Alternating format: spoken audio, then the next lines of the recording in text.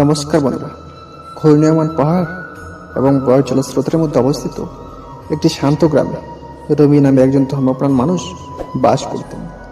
তার অটল বিশ্বাস এবং সৎ কাজের জন্য পরিচিত রবি প্রায়শই তার ধার্মিকতার জন্য প্রশংসিত হন। একদিন ভগবানের আশীর্বাদ লাভের উপায় সম্পর্কে কৌতূহলী হয়ে তিনি গ্রামের ঋষি পার্বতীর পরামর্শ চাইছেন। পার্বতী গভীর জ্ঞানের সাথে একজন পূজনীয় ঋষি রবিকে স্বাগত জানিয়েছিলেন এবং কিভাবে ঈশ্বর একজন মানুষের ভক্তি পরীক্ষা করেছিলেন সে সম্পর্কে একটি শিক্ষামূলক গল্প বর্ণনা করতে শুরু করেছিলেন। একটি দূর দেশে অর্জুন নামে একজন নম্র ব্যক্তি বাস করতেন, যিনি প্রবলভাবে ঈশ্বরের আশীর্বাদ কামনা করতেন। একদিন ভিক্ষুকের ছদ্মবেশে একজন দেবদূত তার সামনে হাজির হন।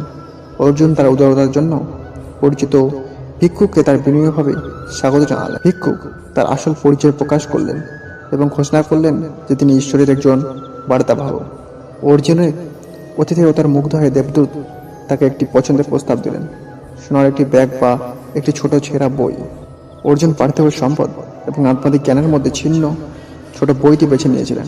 পার্বতী বলেছিলেন। দেবদূত হাসলেন, তাকে আশীর্বাদ করলেন এবং অদৃশ্য হয়ে গেলেন। অর্জুন খুব কমই জানত যে বইটি ধার্মিক জীবনযাপনের বিষয়ে গভীর শিক্ষা এবং নির্দেশনা রয়েছে। পার্বতীর গল্প ভাগ করে নেওয়ার সাথে সাথে রবি মনোযোগ সহকারে শুনলেন। নৈতিক পাঠটি উন্মোচন করতে আগ্রহী পার্বতী তখন ব্যাখ্যা করেছিলেন, ঈশ্বর ধার্মিক জীবনযাপনের প্রতি আমাদের ভক্তি এবং প্রতিশ্রুতি পরীক্ষা করেন।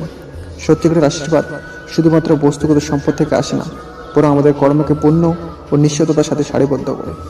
তিনি অব্যাহত রেখেছিলেন, ঈশ্বরের আশীর্বাদ পাওয়ার জন্য একজনকে অবশ্যই সহানুভূতিতে ভরা হৃদয় গড়ে তুলতে হবে, সত্যতার জীবনযাপন করতে হবে এবং পার্থিব লাভের চেয়ে আত্মার জ্ঞানকে অগ্রাধিকার দিতে হবে।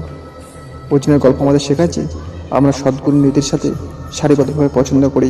শিক্ষণীয় গল্প দ্বারা আগ্রহী এবং অনুপ্রাণিত হয়ে রবি নতুন অন্তর্দৃষ্টি সহ ঋষির আভাস ত্যাগ করেছিলেন।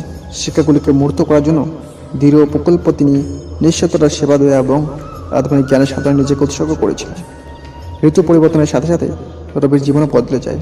তার কর্মগুলি পুণ্যের সাথে অনুরোধিত হয়েছিল এবং তিনি যে আশীর্বাদ চেয়েছিলেন তা অপ্রত্যাশিত উপায়ে প্রকাশিত হয়েছিল। তার উদারতা, দয়া এবং ধার্মিক জীবনযাপনের প্রতিশ্রুতি গ্রামের অন্যের জন্য একটি আলোকবাড়িতে হয়ে ওঠে। অর্জুনের শিক্ষণীয় গল্পটি রবি এবং গ্রামবাসীদের জন্য একটি নির্দিষ্ট অনুসরণ হিসেবে কাজ করেছে, যে ঈশ্বরের আশীর্বাদ সৎকর্ম এবং নিঃস্বার্থ সেবায় নিবেদিত হৃদয়ের মাধ্যমে অর্জিত হয়। গ্রামটি এখন এই গভীর জ্ঞান দ্বারা অনুপ্রাণিত শুধুমাত্র বস্তুগত সম্পদ নয়, আত্মাধিক আশীর্বাদের প্রচুর্য সমৃদ্ধ রয়েছে। সো বন্ধুরা, এরকম আকর্ষণীয় ভিডিও পেতে চ্যানেল সাবস্ক্রাইব করে পাশে থাকুন। জয় বন্দে মাতরম। ভারত মাতা কি জয়।